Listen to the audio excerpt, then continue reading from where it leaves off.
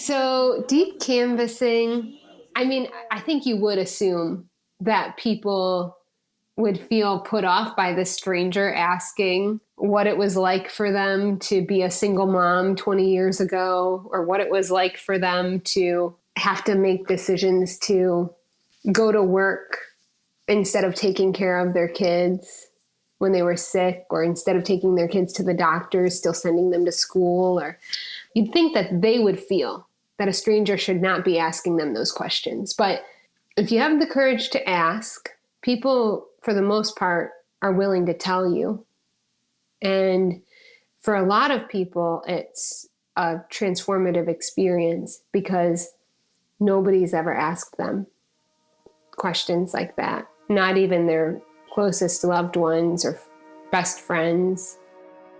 The very first conversation we had as part of this project, we kind of had a script with this first door that we went to, but it was really a mess. We just knew we needed to ask questions to get to his story and what he was connecting with immigrants. So his name was Ed, and I had two volunteers with me, Susan and Zareth.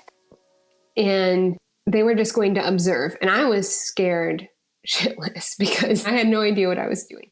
So we asked Ed, how do you feel about raising the minimum wage to $15 an hour on a scale of 0 to 10, where 10 is definitely and 0 is definitely not, and 5 is undecided?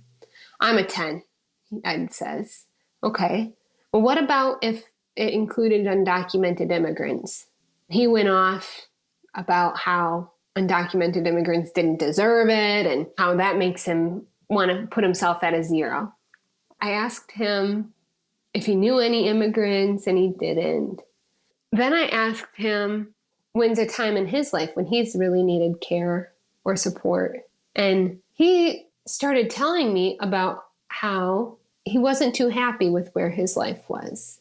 Like, he's glad that he is where he is now in this trailer park in Oakland County, but he thought he was going to go a lot further. And he didn't, because instead he had struggled with addiction to the extent that he was incarcerated, that he was homeless for several years. And I just kept asking questions about that experience, about what happened and what it felt like, and what his relationship was to his family at that time.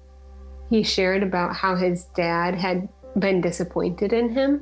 And then he realized he did know an immigrant. His dad was an immigrant. His dad was an immigrant from England, and he worked in factories in England as a child and immigrated to the United States for a better life. And I kind of made the case to him that the immigrants coming over here and him have a lot more in common.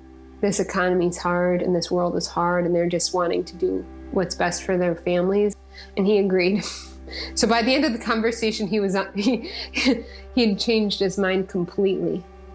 That was the first conversation. It was incredible. I cried a little bit, like I was tearing up. And Susan and Zareth and I looked at each other afterwards, like wide eyes, and like our heads kind of like shaking or nodding, like just incredulous, disbelief. It was just amazing.